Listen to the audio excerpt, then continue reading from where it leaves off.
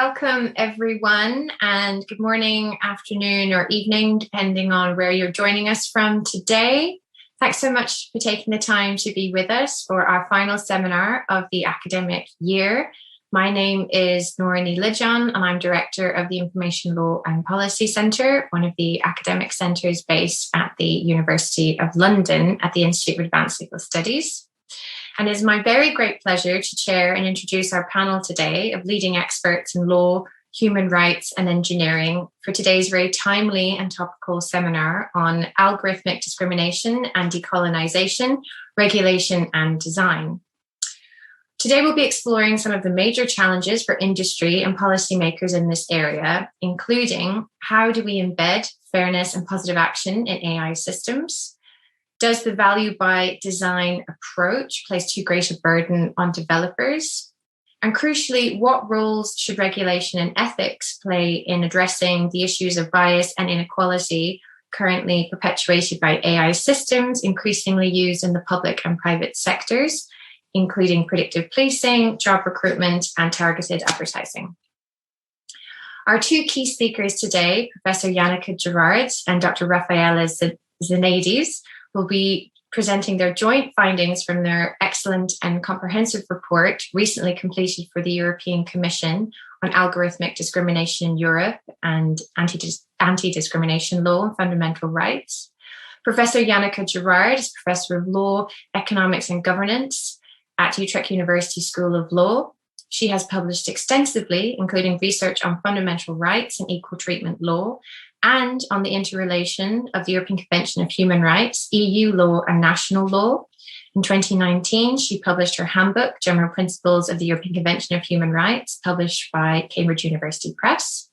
She is currently engaged in several research projects on the impact of the platform economy and new technologies on fundamental rights and non-discrimination. She is a member of various law journals in the field of fundamental rights and constitutional law, such as the Netherlands Quarterly of Human Rights and the ECHR Law Review. She is a member of several important human rights policy bodies, including the Advisory Council of the Netherlands Human Rights Institutes. And Professor Gerard is also a deputy judge in the Appeals Court of The Hague, concentrating on fundamental rights cases. Her co-author is Dr. Rafaela Zenades. Rafaela is a lecturer in EU law at Edinburgh Law School and a Marie Curie Fellow at the University of Copenhagen. Rafaela's research interests include discrimination and equality law, critical legal theory, human rights law, and law and technology. Rafaela trained as a political scientist and a lawyer and holds master's degrees in law, political science, and international affairs from the European University Institute, the Sciences Po in Lille, Munster University, and Johns Hopkins University. Rafaela has also been a Fulbright Schumann visiting researcher at Columbia Law School, New York. Before joining Edinburgh Law School, Rafaela was a postdoctoral researcher at the Utrecht Law School and is a member of the coordination team of the European Network of Legal Experts in Gender Equality and Non-Discrimination Law. So following this main presentation in terms of format, interventions will be provided by our two discussants today, who will explore the topics of decolonisation and the value by design approach within the context of algorithmic discrimination.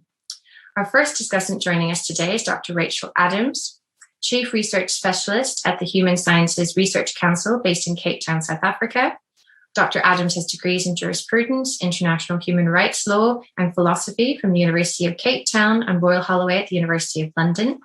Her research lies at the intersection of philosophy, gender, technology, law, and race. Dr. Adams was previously the senior researcher for civil and political rights at the South African Human Rights Commission and completed a postdoctorate at the completed a postdoctorate at the Institute of Advanced Legal Studies, at the University of London. She is also an editor of the South African Journal of Human Rights and author of the monograph Transparency, New Trajectories in Law, published by Routledge in 2020. And last but not at all least, our final panelist and second discussant joining us today is Professor Rafael A. Calvo. And you may have noticed for the first time in all the seminars that we've hosted, we have two speakers with the same first name. And I believe I've been given permission by Professor Calvo to refer to him by the name of Rafa earlier in the seminar, so we avoid any confusion between our two speakers. So Raf is Professor and Director of Research at the Dyson School of Design Engineering at Imperial College London. He is also co-lead at the University of Cambridge Labour-Hume Centre for the Future of Intelligence and co-editor of the IEE Transactions on Technology and Society. Professor Calvo is also director of the Wellbeing Technology Lab that focuses on the design of systems that support well-being in areas of mental health, medicine, and education. So in terms of the overall format for the seminar today, once our panelists have all presented, we'll then open up the discussion to the digital floor. So please include any questions or comments you have for the panel in the chat box below. And given the remaining time, we'll try to address them all. So now I would like to thank our speakers and to you again for joining us today and invite Professor Gerard and Dr. Zanaides to begin today's very topical seminar with findings from their recent report.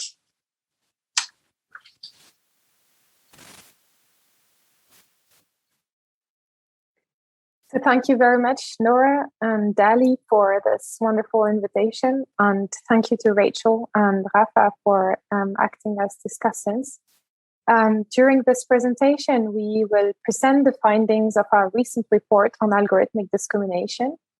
And just to give you a bit of context, in this report, we were asked by the Commission to assess the suitability of the EU and national legal frameworks in Europe to deal with problems of algorithmic bias.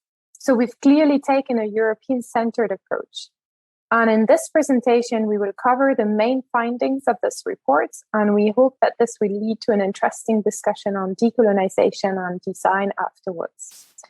Our agenda for today is that we'll first have a brief look at what algorithmic discrimination is, and we will then offer an overview of the challenges which it poses, both at EU level and at national level. And fourth, we will explore solutions and opportunities for enforcing algorithmic equality. And to start with, Janneke will explain what algorithmic discrimination is.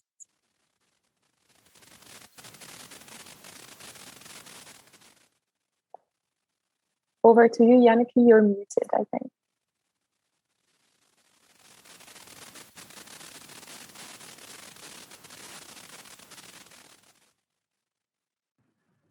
Thank you for unmuting me. Somehow something went wrong there, but fortunately this now works, and I'll have to find my presentation back again. So this is a little bit trying to improvise here, but still, here we are. I don't know whether you are familiar with, the notion of algorithms and to what extent you are. Of course, I think it will be clear that many are concerned about algorithms and the discrimination risk they might entail. But still, I think for those who are not really familiar with the notion of algorithms, we will just very briefly give some information on discrimination by algorithms.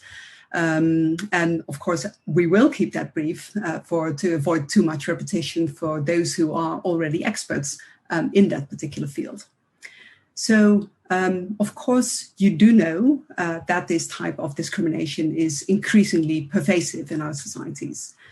And we will tell you a little bit more about the use of algorithms in Europe later on. But just to give you an impression, I'd like to mention a few notorious examples of algorithmic discrimination. So an example that you may know is an algorithm that Amazon had developed to support its human resource management. And that had the result of many more men being promoted to higher functions than women. And we also know that facial recognition algorithms may be better at recognizing white male features than dark male features. And again, that may result in discrimination. Or you may think of the example of Apple Card, where an algorithm was used to the effect that higher credit limits were given to men than to women, even though the latter actually had higher credit scores. So clearly that type of ads reflect stereotypes and they reflect structural forms of discrimination. So indeed, algorithms do often result in discrimination. But you may wonder how that is possible. Well, as mentioned, we will not actually try to explain in any depth how algorithms work. But for now, it may be good to note that there are different types of algorithms there. So one category is relatively simple. These are rule-based algorithms, and basically those are computer instructions that precisely mirror human decision-making procedures, and they can help automate decision-making procedures. But actually of more interest to us today are machine learning algorithms, and also deep learning and indeed AI, artificial intelligence. So such machine learning algorithms and all their applications can be used to process and to analyze huge sets of data. And they can detect patterns or can even make predictions about individual behavior. And that is the kind of algorithms that are at work in the examples that I've just given. And indeed, they are now increasingly also used in many European countries. So one thing all these algorithms have in common is that they do make use of these large amounts of data. And in fact, one of the root causes of algorithmic discrimination is that such data can contain biases. And that is another core notion for today. So perhaps it is a good idea if I very briefly sketch how it's possible that there is such an inherent risk of discrimination and bias in algorithmic discrimination. So to explain it may be important to note that algorithms are planned, developed, and used by human beings. So for instance, in a company, a team may decide that it could be a good idea to start using an algorithm for recruitment purposes. And they then may hire ICT specialists to develop one. And once the algorithm is ready, human resource officers may use the outputs to help them in making decisions. And the point is that in all these different stages, problems of bias, of stereotyping, of discrimination may creep in. So again, taking Amazon's recruitment algorithm as an example, it was clear there that the data that were used to train the algorithm were reflecting historical discrimination and stereotypes. And these were recognized as relevant by the algorithm. So in fact, in all three stages, a combination of human stereotypes, past discrimination, and structural inequalities may result in algorithmic bias. And that may be true even if decisions are not made by the algorithm directly, but by a human being based on the output of the algorithm.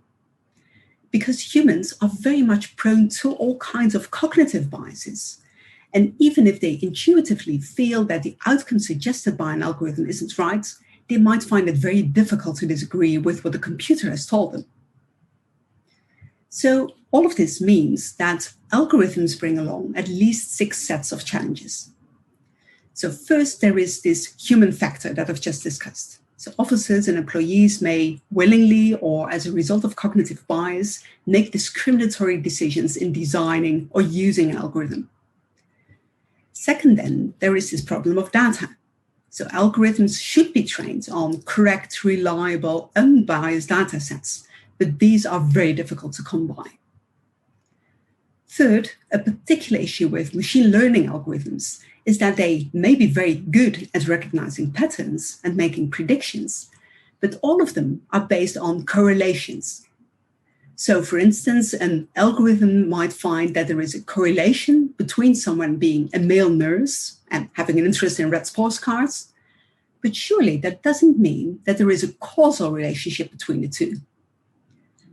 And I think that example also shows that highly fine-grained factors such as preferences for cars, shoe size, being on a diet, all that kind of thing, they all can be considered relevant by an algorithm. And of course, that may lead to identifying interesting and perhaps even relevant correlations. But you can also easily see how all such factors can be proxies for protected characteristics such as gender, and they might cause indirect discrimination. Then there's a fourth challenge, and they relate to the nature of algorithms as being black boxes. So in fact, many people, if not most, do not understand how algorithms work or how they generate output. And that we have noted down here as the transparency and explainability challenge. And there's another important explanation for why algorithmic decision-making is increasingly creating discrimination. And that is that it allows decisions to be made at a very high speed and at a very large scale. And you can, for instance, see that reflected in personalized advertising or price setting on the internet. So if there's something wrong with the algorithm or the data, that means that it certainly will have a huge impact. And finally, it is often difficult to find out who's responsible for any flaws in an algorithm-based decision. So perhaps that's the one who decided to use an algorithm in the first place. Perhaps it's also the person who saw the data sets, or it might be the ICT people who have trained the algorithm, or it might be the person who has eventually made the decision, or it may be all those persons together. And especially if you relate that responsibility problem to the transparency and explainability challenge, I think it will be clear that this really sets a huge challenge in knowing whom to address when any form of algorithmic discrimination arises. Because of the risks and challenges that Janneke described just now, gender equality and non-discrimination law has indeed a big role to play. And a vital question, therefore, is whether EU equality law is well equipped to tackle algorithmic discrimination. So what our report shows is that there's a number of important gaps and difficulties that arise with the legal framework in place. And there is a risk that certain forms of algorithmic discrimination indeed fall into the cracks, leaving victims of algorithmic discrimination without any legal remedy. The first issue is one of scope. The first type of difficulty that arises, in fact, relates to the fact that EU equality law is patchy. For example, algorithms are increasingly used to personalize offers and prices, for example, based on profiling. But the fact is that disability, sexual orientation, age, and religion or belief are categories that are not protected beyond the realm of employment under EU law. Another problem relates to the protection of gender equality, for example. Even if it's the characteristic that is protected the most widely, it still displays problematic exceptions. For example, the media, advertising, and education are fields that are not covered in relation to gender equality and where algorithms play an increasing role, for example, advertisement targeting or candidate selection. Then there's a second type of challenge, which is of conceptual and doctrinal nature. And the second type of difficulty is that of shoehorning algorithmic discrimination into categories of EU equality law that do not provide a great fit because they've been made to capture human discrimination. To give you an idea, the first challenge is proxy discrimination. One of the main mismatches arises because of the proxy and correlation challenge that Janneke already mentioned.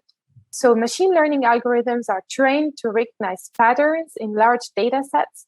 And even if a programmer would remove labels like sex, race, and age, the machine will still be able to identify related patterns through correlated variables and therefore discriminate based on these criteria.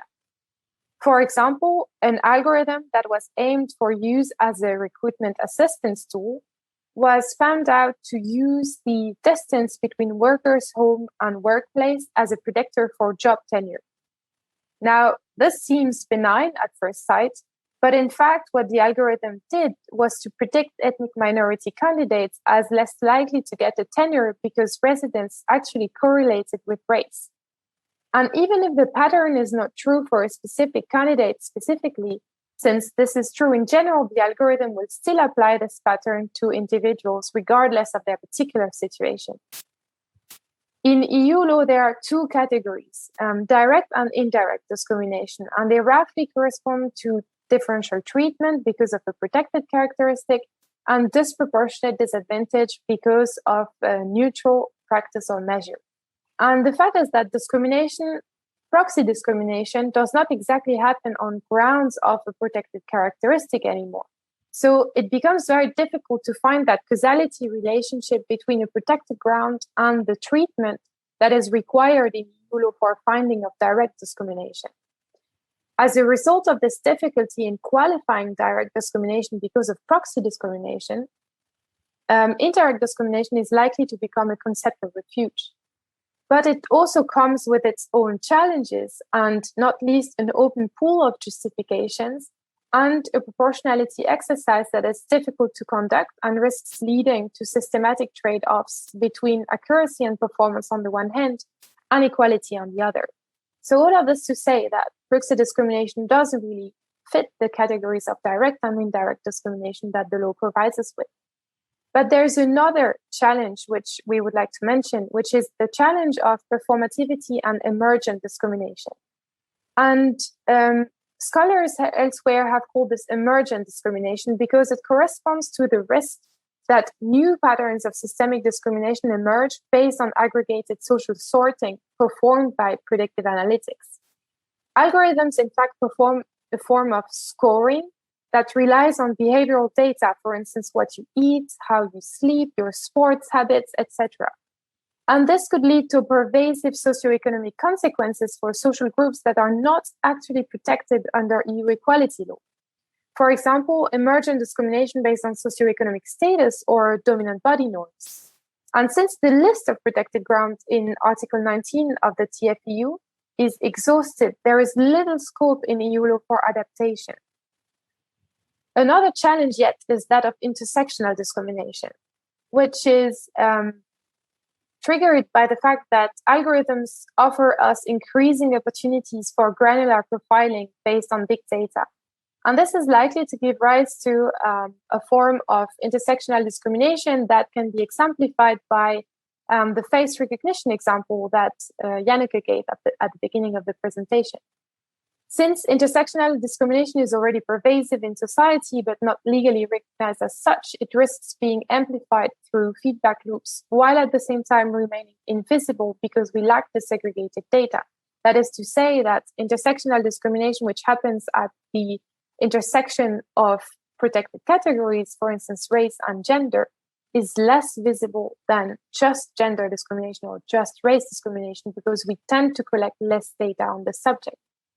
And so algorithmic discrimination challenges the unidimensional or the single axis understanding of discrimination that prevails in EU law. And the problem is that the Court of Justice of the EU has largely failed to recognize the issue of intersectional discrimination. And I've given you one example on the slide, which is the Paris decision in 2016. Now let's turn to the procedural challenges, which is a third type of difficulty. So the first point is that online, what you see is already tailored to you. So you don't see which opportunities you're missing out on. And the question then becomes how to establish a presumption of discrimination or proof of discrimination when you don't have the full picture. This will be difficult. In addition to that, transparency issues, explainability issues, but also issues of intellectual property. So the code of an algorithm might be protected under intellectual property law, for example. These will further complicate evidence issues, as well as the issue of liability, which Janneke already mentioned. That is to find responsibility in the chain of actors that is involved in crafting and operating AI systems. And the difficulties I just exposed relate to the EU level. But to explore how the picture looks like at national level, I will hand over to Janneke. Yes, thank you very much indeed. This, I think, brings us to this question, how these algorithmic challenges, or if they are actually dealt with on the national level. Because perhaps, of course, the problems that are so much inherent to EU non-discrimination law might be overcome at that particular level.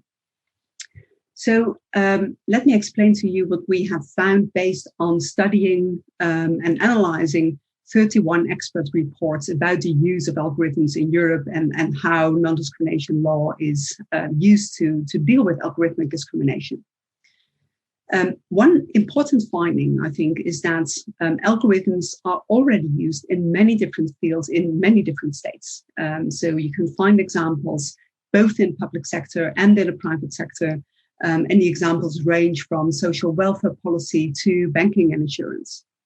So I think algorithmic discrimination clearly is a risk that is very close to our own homes in Europe now.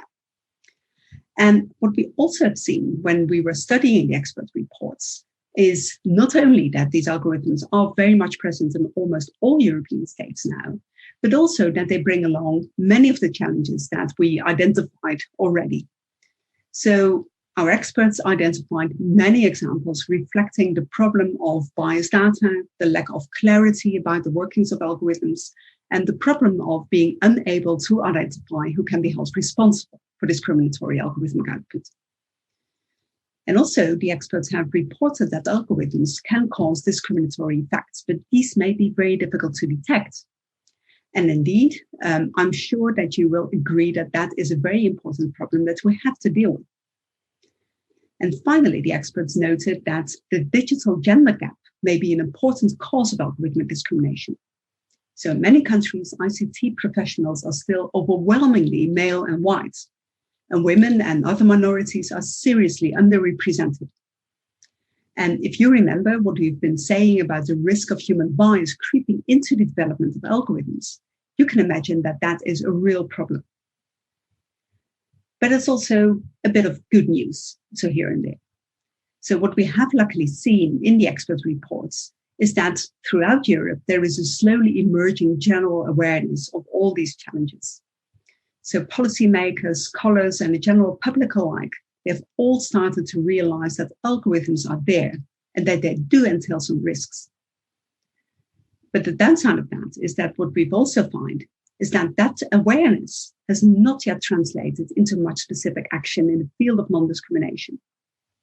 So there certainly is a flurry of activity in the more general field of ethics and public values, but in fact, policy documents and soft law instruments hardly ever address specific issues of discrimination. And even if European scholars increasingly look into European instances of algorithmic discrimination, they still often have a focus on American examples, as we also actually had in the beginning of this presentation. So still, there's clearly a lot of work to be done here. And the other point is that there is still a relative lack of formal legal responses. In by far the most states, it is supposed that general equal treatment law will suffice to deal with algorithmic discrimination. But we have found that general equal treatment law is often a mere reflection of the EU directives. And many of the shortcomings of that legislation that Rafaela has been discussing can also be seen on the national level. In some countries, that has been compensated for more or less by specific legislation, for instance, consumer protection legislation or criminal law provisions. And we have seen many national experts report that also data protection legislation can help address some of the challenges of biased data and the use of sensitive data in training and feeding algorithms. But still, it's not very clear yet to what extent current legislation can really help protect against algorithmic discrimination. And the reason for that is that our experts have been able to identify only very few relevant court cases that actually deal with algorithmic discrimination. And again, the lack of such cases can easily be explained by the very same challenges and risks that we've already mentioned. So in particular, the experts see difficulties in enforcing non-discrimination legislation because of the difficulties involved in detecting algorithmic discrimination and in identifying responsible actors. So I'm afraid that this has sketched a rather bleak picture of how algorithmic discrimination is currently being dealt with on the national level. But fortunately, there are also some more promising developments to be mentioned. And to explain that, I will hand over to Rafaela again. So let's finish on a more positive note. What we underline in our report is also that AI brings with it a number of opportunities in relation to combating discrimination, which we think that society should be able to harvest if it invests in putting in place the right legal safeguards and public policies. We show in our report that the regulation of AI poses the question of interdisciplinarity. So to tackle algorithmic discrimination, we need a threefold approach. That means that law cannot solve the problem entirely, because fixing the technology means fixing the biases in society through knowledge dissemination, dedicated training, diversifying professional communities, etc. And this is an important part of the ex-ante work that we think needs to be done. Then technology, of course, should play its part by finding solutions to foster transparency and explainability, and by promoting, of course, de-biasing strategies. If you're interested, we propose in this report an integrated approach, which we call Protect, which is based on a series of 7 key actions to prevent, redress algorithmic discrimination, and it's also based on opening, training, explaining, controlling, and testing. it's also interesting to note that there's a number of good practice examples, that already exist at member states and at EU level.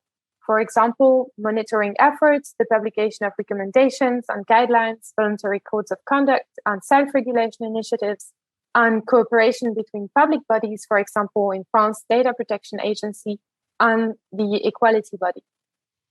And finally, it's also important to note that AI does not only entail challenges, but also means opportunities for combating discrimination. For example, for the detection of discrimination in algorithmic and human decision-making with auditing algorithms, for example, which would improve the replicability and accuracy of decisions compared to the human brain, which is actually also a black box when you think of it. And the prerequisite for this is that tech can only work towards solutions against algorithmic discrimination if we're not only adopting a human-centered AI approach, which as has been underlined in public discussions, but also what we call a social justice-centered AI approach. And this is something that we hope to discuss now in our discussion, in our exchanges with the audience and with the discussants. And in the next slide, we've put up some questions that we think would be interesting to discuss. For example, regarding the inherently colonial nature of AI and the possibility for transformation and liberation, but also from a more technical perspective, how to translate our findings in practice. So, for example, how would an equality by design approach look like? Or how can we embed positive action in machine learning systems? So we are really thrilled to be able to discuss these questions with two highly distinguished scholars in the field. And we thank you for your attention, and we really look forward to the discussion. Thank you.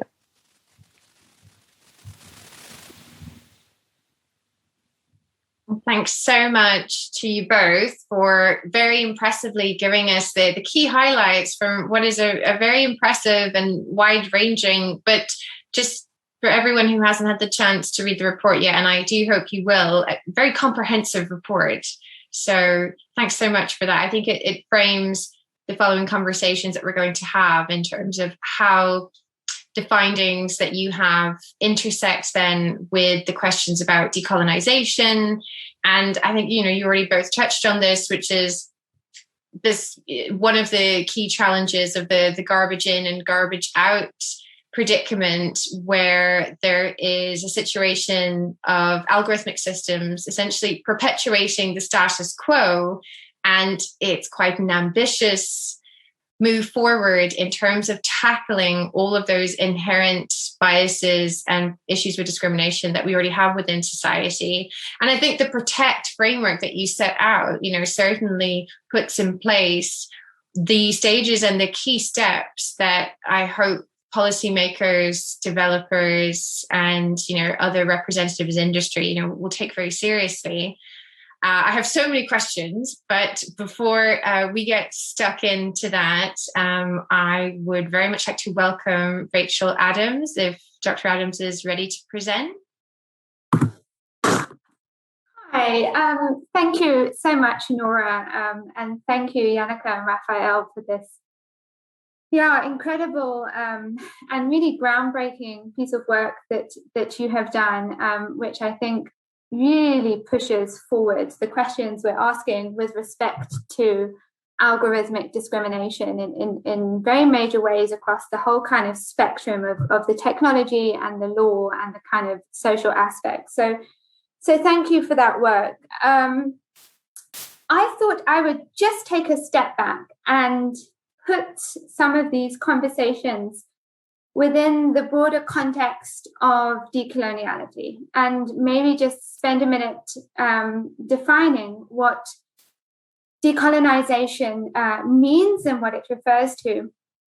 So I am a scholar I've been based in South Africa for largely the last 13 years and have developed a real sensitivity to what we mean when we speak of decoloniality, and to note that when we speak about decoloniality in South Africa, it is really different to speaking about it in Ghana, that's had independence for 70 years or 60 years, or talking about it in a settler colony like the States or Australia, or talking about it from a imperial center such as the UK and elsewhere. So decoloniality is a political strategy. It's a political strategy for freedom, for dignity, human dignity, and for building communities in the aftermath of the histories of slavery and colonialism. And it seeks to make intelligible the ways in which we are still living with the histories of slavery and colonialism today. To make those legacies intelligible, and then to seek to critique them, and ultimately to abolish them, to seek to undo them. So decoloniality takes as its major focus the question of race. Race is the major legacy of colonialism. Colonialism instituted and brought into being the idea of race. So race, of course, is being proven scientifically incorrect. It is not real. Race is a social construction. It is a construction of our language that has had catastrophic material effects in the world over the past 500 years. So these questions of discrimination are particularly pertinent when we're thinking about the ways in which decoloniality lives, the ways in which coloniality lives through systems of artificial intelligence today. And there has been calls from all over the world to decolonize artificial intelligence. And I think the first thing is to think about, what does that mean? What does it mean to decolonize artificial intelligence? What are the ways in which artificial intelligence is colonial? And some of the ways in which artificial intelligence has been colonial, that it's been spoken about as colonialist, is the way in which it is datafying or requiring the datification of human life. And that is thought to be a form of expropriation and dispossession that mirrors the patterns, it mirrors the operations of colonialism. But we cannot make this assumption, we can't talk about this without talking about questions of privilege. We are not all subject to AI's colonialist tendencies. If we agree that it does have colonialist tendencies, we're not all subject to it in the same way. So I think much of the work around thinking about colonialism and artificial intelligence has not done the work in really assessing what is the relationship between the forms of power that AI produces in the world today, which results not just in discrimination. Discrimination is one of its outputs, but that results in dispossession or expropriation or extraction of one kind and another. And the forms of oppression and privilege that is the history and the result of the history of colonialism and slavery.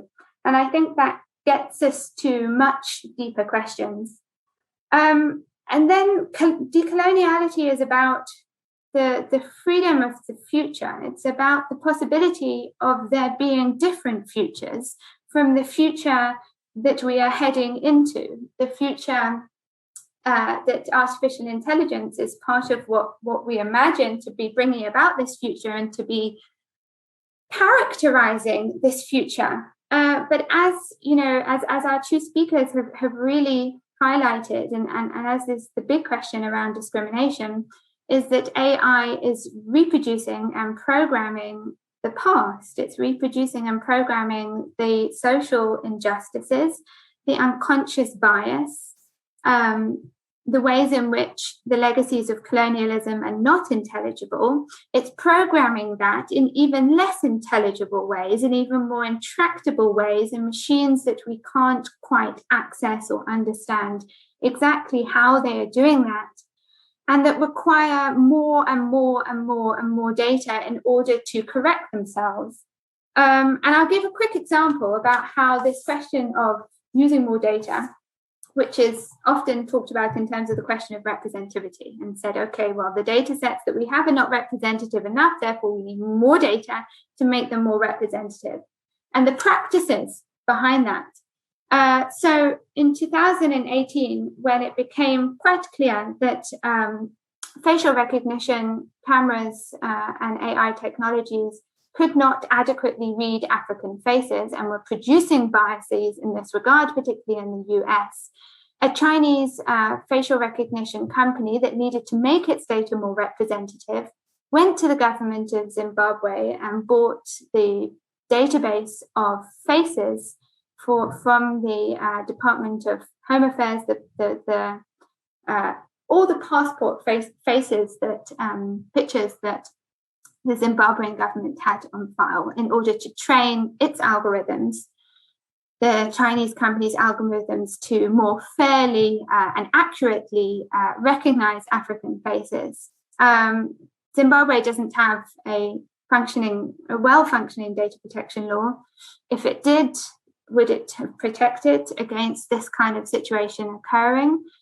And there's many kind of ethical issues at stake here. But I think the key thing is about the types of futures that AI is preventing, because it is automating the past in the way that it is, which is slightly inherent to how AI functions. It requires enormous amounts of data that has to be gathered from the world, and the world is biased.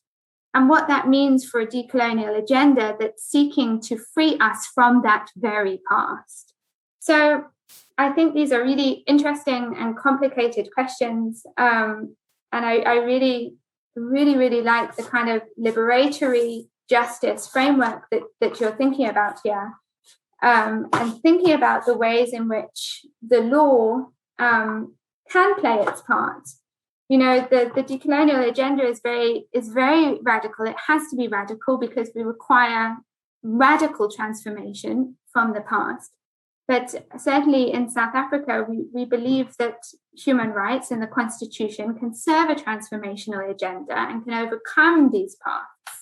So these questions around what is the role of transformatory legal systems in moving us forward, in actively transforming, in requiring positive action, I think is a really interesting one that your work points us to. So Nora, I think I'm probably rambling a bit, but I'm really looking forward to the discussion, and thank you both ever so much.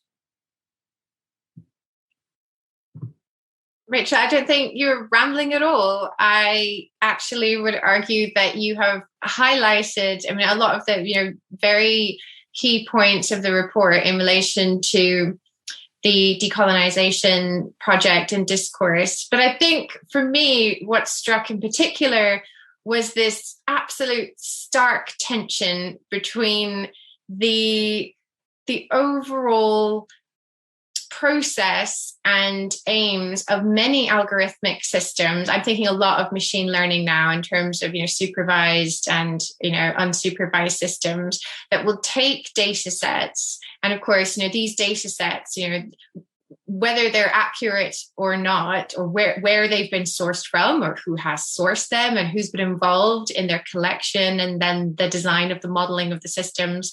What you ultimately have meeting algorithmic discrimination and the decolonisation discourse is a clear clash between perpetuation of the past, or as you, I think, put it so well, the automating of the past, but not just the automating, but the entrenching of the past, and an entrenchment that becomes ever more opaque in terms of having to look into not just the harms, not just the identification of the harms, which I think, the report draws out so well in terms of how to identify the harms, and then indirect discrimination, providing proof of harms when you get onto the redress and the enforcement and supervisory stages.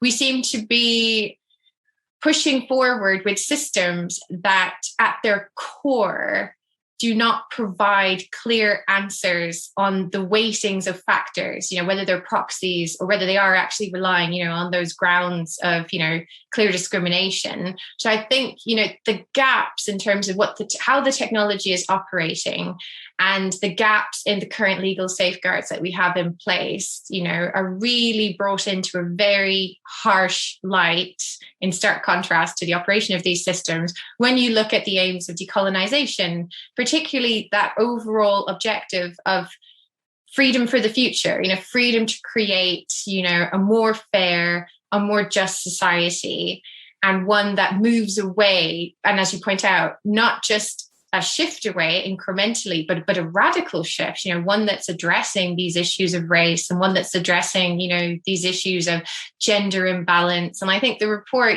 goes into, a lot of very good detail about how, law isn't the key solution here. It's part of an overall holistic solution, one that is made up of more diverse workplaces where these systems are developed and deployed, but also evaluated. And I think in terms of, training for practitioners and developers, while that's very essential, there is also, of course, as the report highlights, confirmation bias. There is also the fact that, you have the biases from the machine, from the systems, but then you also have the inherent biases from the actors who are applying them and using them. And in terms of the independent supervision and auditing to provide there, it feels as if a lot of the models, particularly at the EU level, are drawing from the GDPR and that co-regulatory system. And we're seeing perhaps an opportunity, I think, certainly within the EU, Rachel, to evaluate how those co-regulatory systems have been operating to date, data protection impact assessments, for instance, and how they could be improved. Where are they falling short in terms of the resourcing of independent supervisory bodies, for instance, or the auditing of these systems, And I think the report draws on the fact that a lot more could be done with automated auditing of the systems in terms of the results coming out and also in terms of the data being collected. So you mentioned rambling, Rachel. I'm just getting so engrossed in your intervention and everything, that's been raised already by our key speakers. So before I get completely carried away myself, perhaps Rafa would like to join us for his perspective here from the developer's perspective. Are you with us? Yes, I'm here. Can you hear me? Yes, loud and clear. Thank you. Well, thank you to the writers of the report, to Rafael and Janneke. That was a fantastic, really detailed report and quite insightful in many, many ways. And Rachel, also, I thought also your discussion was really interesting as well. Let me share my slides.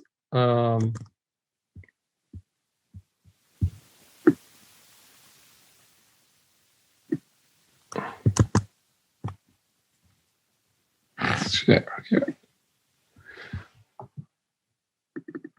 I guess the first thing is that I'm not, like Nora said, I'm an engineer. I'm not a lawyer or an expert in regulation, but I have been building intelligent systems for over 20 years. And I think, especially after listening to what Rachel said, I think I might bring back another aspect of my personal life in this case, and it's the fact that I grew up between Venezuela and Argentina. So I have a lived experience, if you want, of colonialism that informs in many ways the way I go about work. So more specifically, I'm a design engineer. This means bringing together engineering, design, but also product. I'm particularly interested in interdisciplinary efforts to make products that have a positive impact on health and well-being.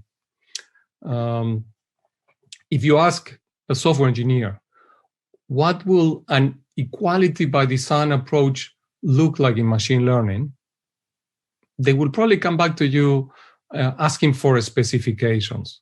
Software engineers, other engineers, they build things around specifications. And this is very important to understand. If specifications are not followed components just don't work with each other. In companies, you will have responsibilities divided generally amongst departments. You have the vice president of design, the vice president of engineering, and product managers. Design engineers, on the other hand, try to look at the problem from across all these kind of dimensions. In a company, a design engineer will bring together the expertise of engineers, designers, and product managers. I particularly enjoy the fourth section of the report, where you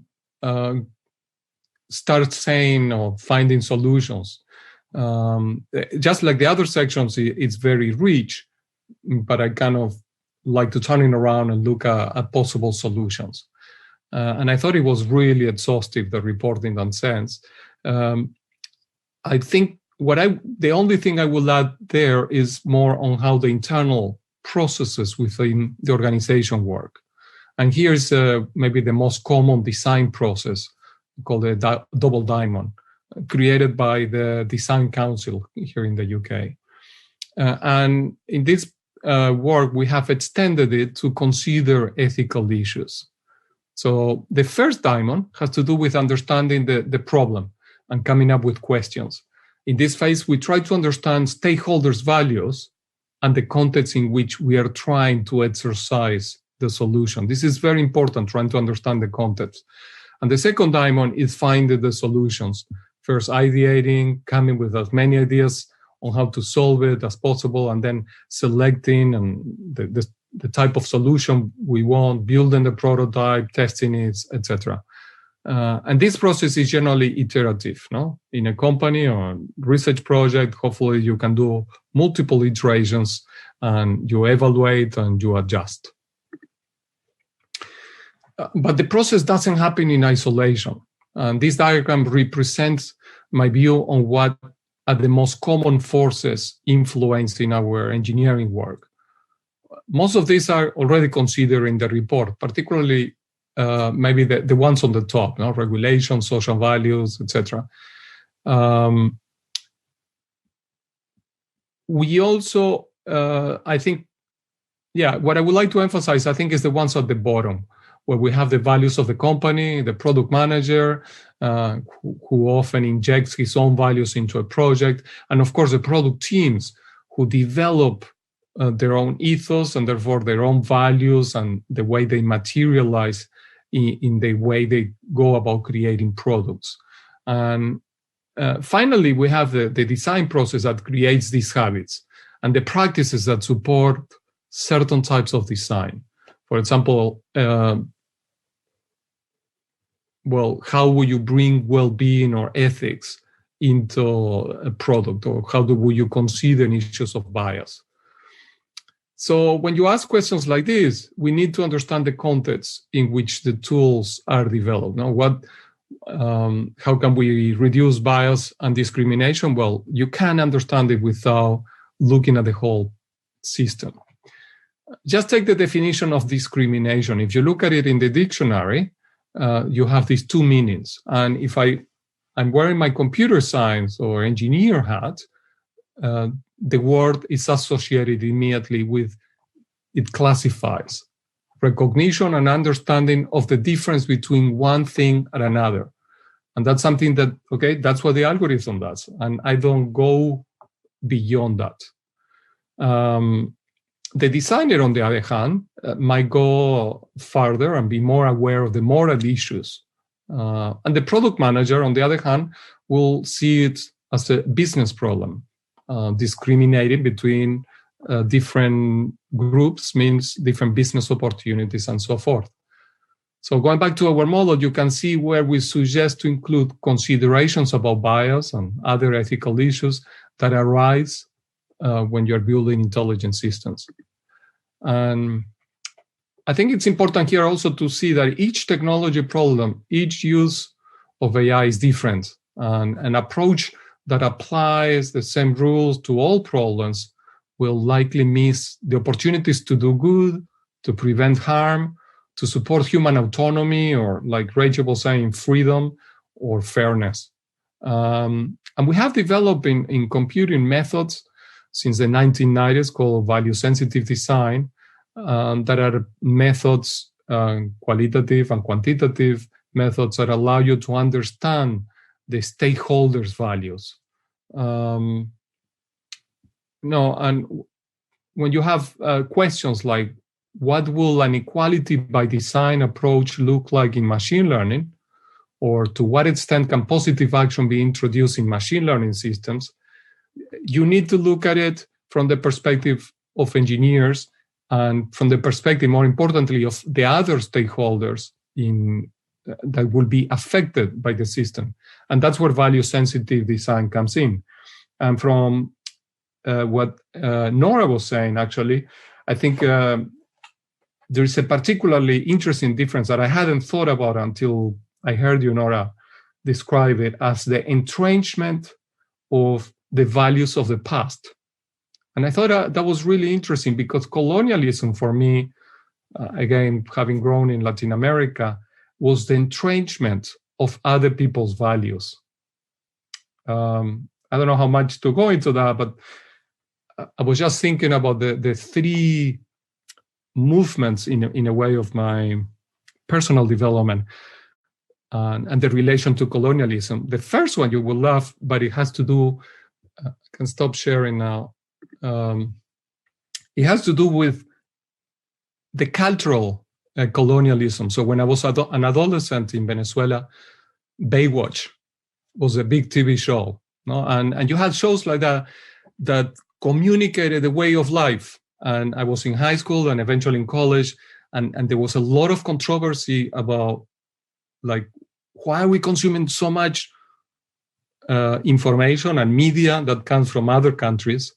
And one thing I learned is when we had the Falkland War, is that argument of colonialism was turned around by people that had been supported by colonialist governments, and use it to say, well, no, we need to be independent. So in that case, the military junta in Argentina used anti-colonialism as an argument to start the war. Basically, it was because they wanted to start in power. But of course, they thought that that's a way that they will fight against that. And one of the interesting consequences of the Falkland War was that we had a lot of music and arts coming from Argentina afterwards, because there was all this movement of anti-colonialism that was accepted. And all of a sudden that created new media.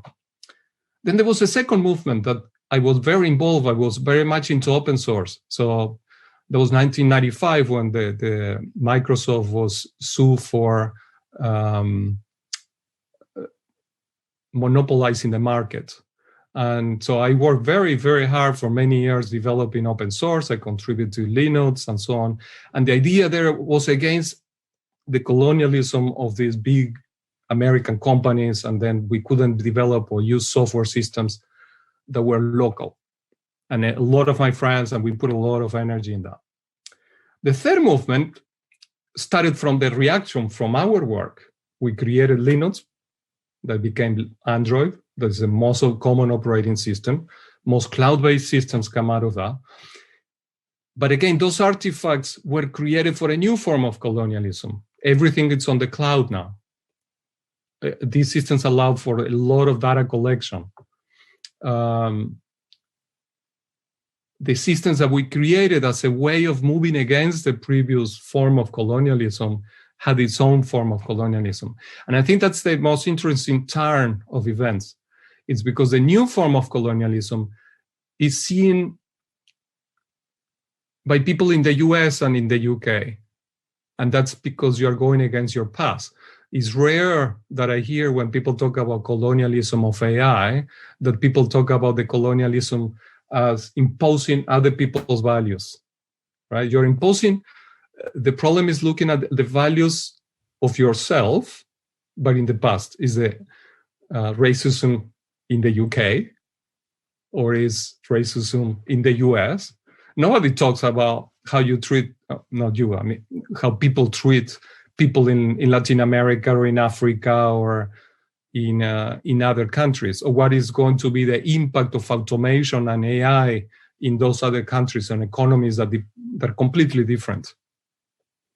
So I think that's another interesting, and it's a turn of events. It's because now that the AI is affecting people in the developed countries, people is observing more carefully about what is having the effect. I'm not sure if I'm making clear the differences between the two forms of colonialisms, and I think that applies not just to the UK, US, France in Algeria, and most European countries have done the same. And when you live in Africa or in Latin America, you get this other perspective of colonialism, I think. Thank you. And that, sorry if I also talk too much. I had not planned. I only planned the part up to the slides, but then Rachel's and your conversation afterwards, Nora, made me think about these other things. Not at all. Again, I stress, I don't hear ramblings at all. I hear interventions and clear insights into what is a very rich report. So I don't think, response to as comprehensive of a report as we've just heard, the key findings from, it's not easily done in less than 10 minutes, Rafa. So I think Rachel and you did an exemplary job in responding to it. And I think we could be here all evening pouring through the findings of the report and all of its very rich analysis. But since we don't have that time, I am trying to be as diligent a chair as possible. And I know that we have one question already in the Q&A box, but before I would give myself the privilege as chair to ask any questions or comment on anything that's already been said, I was wondering whether any of the speakers would like to respond to any of the comments or interventions that have been raised before we open it up to discussion from the floor. Well, thank you so much for these two wonderful interventions, and also for your own intervention, Nora, which was very insightful as well.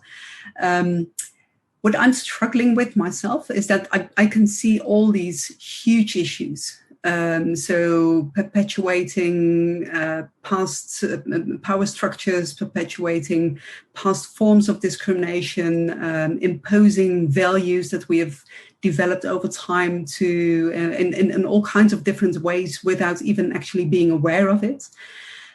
The other question is, how can we go about in trying to, make the most of the benefits that algorithms certainly also have?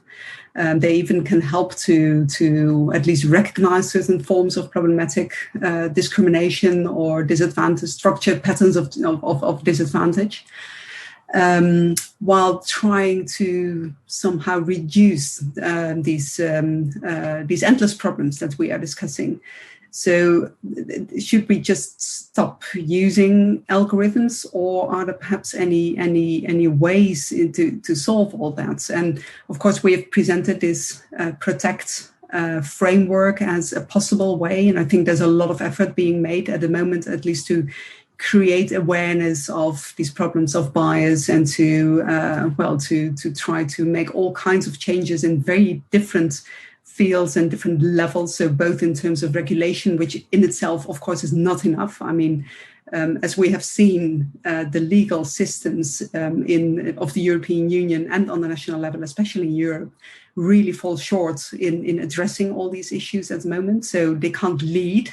In a way, they're always following some kind of developments and perhaps in the end try to codify some kind of developments. But yeah, it's very difficult, of course, to steer the direction of the debate here.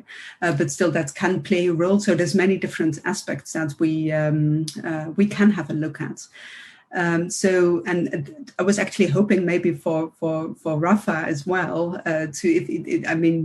do you have any idea in designing algorithms how we could somehow fight this risk of colonialism or recolonialism, as some have also called it? Are there any strategies from a more technical perspective that we could have a look at? I would be very curious to learn more about that. I guess my last slide about value-sensitive design. See, colonialism is when you don't ask people what they want. and what are the values. When you try to impose your own values, either it could be the values from the past or the values from the colonial country on the other people. And so that's my understanding, and that's how I feel and I have experience. And that has to do with human autonomy. The reason we don't like colonialism, I think it's connected to the same concept of autonomy, is when there is something that imposes a behavior on us that we don't endorse. And there's a psychological theory that we have been using in design. It's called self-determination theory. It has 30 or 40 years of empirical evidence, thousands of studies across cultures, across age groups, across domains of life. So in health, in education, in what we are doing is bringing it into technology, design, and so forth. And what they see is that there are three basic psychological needs that drive motivational engagement and well-being. Autonomy is the first one. I'm particularly interested in that one because it's not just a pillar of the biomedical ethics framework, that it's the most commonly used or considered one of the most common in AI ethics, but it's also a driver of well-being according to lots of empirical psychological evidence. And it's also something that motivates people. And it has to do with this thing of colonialism.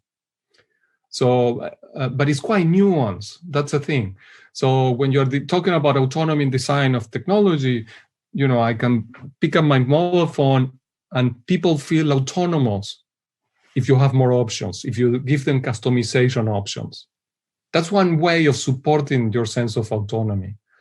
But of course, there are other levels. So you have the behavior level. It might have many options, but then it forces you to do something that you normally wouldn't like to do. Or it can have a negative level at the social level when it drives society in a way that you don't want to go.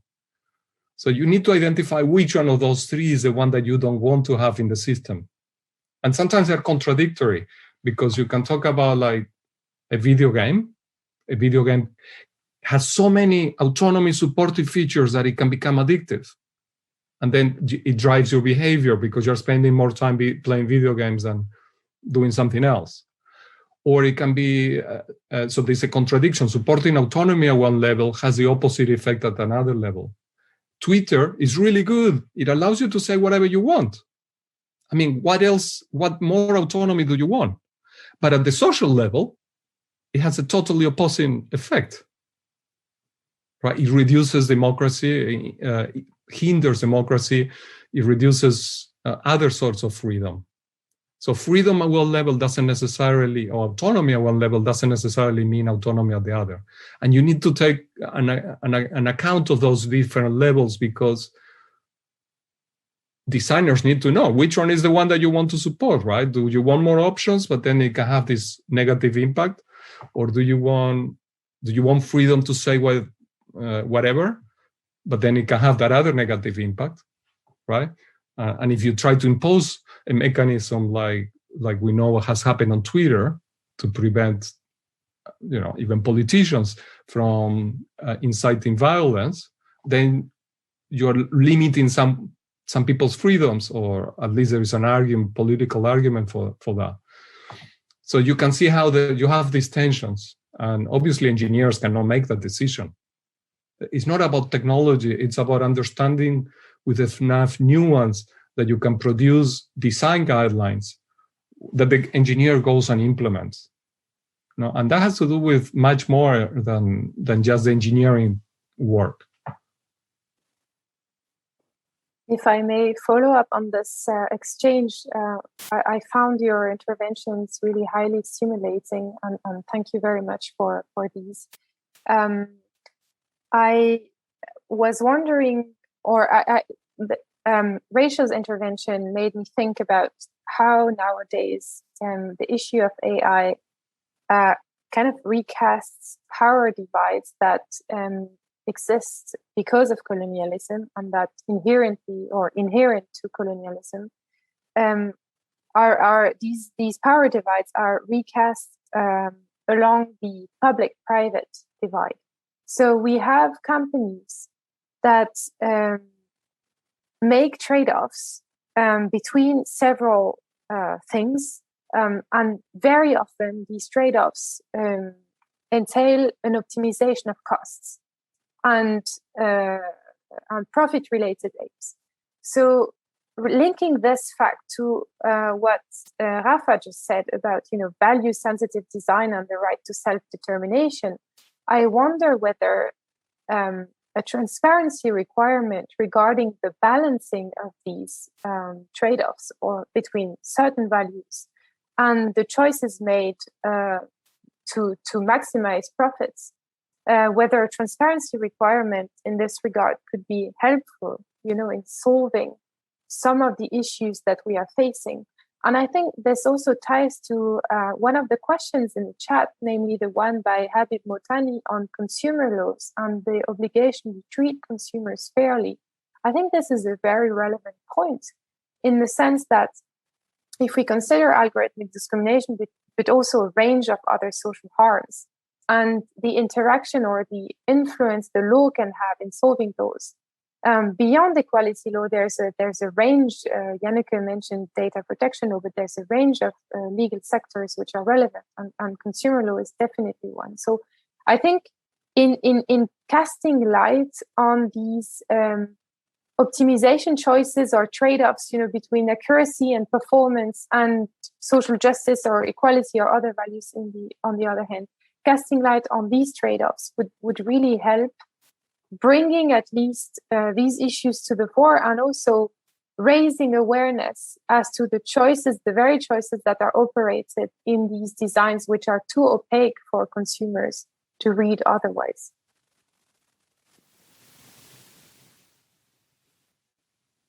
Thank you so much, Rafaela. And I think that, shows that the clear intersection, all of the contributions today. Just before we address some of the questions from the floor, I'll take advantage of my position as chair just to raise something with you in light of the report. So, as with all things in the legal and policy area, this is an area of governance and ethics and design and technology that is going at breakneck speed in terms of developments and case studies. So I did note from a UK perspective that you make a reference to a very significant landmark case here by the High Court. It dealt with predictive policing by the South Wales Police. But actually, that case was overturned and the Court of Appeal overturned it. And of course, because of the timing of your report, because it came out, I know, in 2020, this Court of Appeal judgment hasn't been referenced in your report, but I just raise it for your consideration in light of future work that you'll undertake in this area, which I very much look forward to, by the way, in that the Court of Appeal judgment was actually hugely significant from an equality law perspective, because one of its key findings was that it held that the South Wales Police hadn't reasonably checked either directly with the developers of this predictive policing system or by seeking independent verification about whether the bias, the risk of bias to both race and sex was reasonable in the overall context. And we haven't yet, this is going back to your point again, Janneke, about, the flurry of academic discourse and, production of, ethical codes and guidelines, which is very encouraging. It's only a welcome step. But in terms of legislative movement, we haven't actually followed up in terms of any new legal framework to address the finding of this Court of Appeal judgment. But it's hugely significant because it ties together one of the main points that you make in the report, which I think is a hugely significant one. And that is the combination of different laws. And you made the point just there, Rafaela, in terms of drawing, from different elements, a more flexible and responsive approach to deal with different technological designs and developments going forward. And in this case, it's bringing in this co-regulatory approach that you saw under the GDPR, under data protection law within the EU space. And it's making those due diligence requirements that very much speak to the points that you talked about, Rafa, about value-sensitive design. And it's giving them legal teeth because it's making those due diligence requirements legally binding. And that prioritizes then organizations, not of course just the police and law enforcement, but also private sector companies, to focus on what compliance responsibilities that they have. Because of course, we all know there is a sea of compliance requirements, legal and self-regulatory, that companies and government departments have to prioritize all over the world, depending on the rigorous nature of the legislation and the frameworks. But in this case, we have a very clear finding from the Court of Appeal telling law enforcement, certainly within the UK, that they need to be satisfied either by making the assessment themselves in advance, so ex ante, before a system is deployed, whether there is a reasonable amount of bias that is going to be projected on race and sex.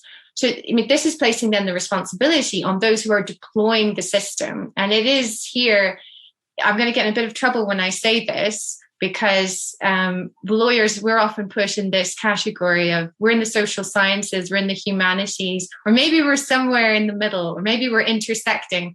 But actually, I think we as lawyers, we can also be engineers too, Rafa. We like specs. We are rule of law advocates often. We like clear and precise rules. We also like to know what kind of framework or response we can develop.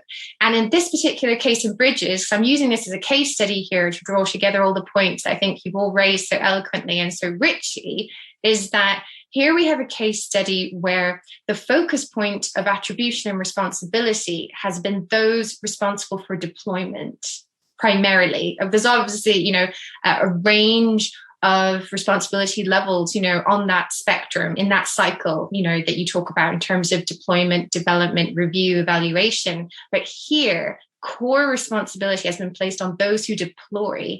And I really don't think that, enough attention perhaps has been given to this finding in terms of how it could be applied, not just in the law enforcement context, but also in other areas. So I just raise it for something for your consideration, because of course, your fantastic report, you can't take account of things that happen after things get published, but I just thought it would be something to consider. So thanks so much to everybody again. A special thank you as well to our head of events, Dali, who makes all of our events possible, and we're always so grateful. So thanks to everybody, and thanks to our attendees, and wishing you all a very good evening.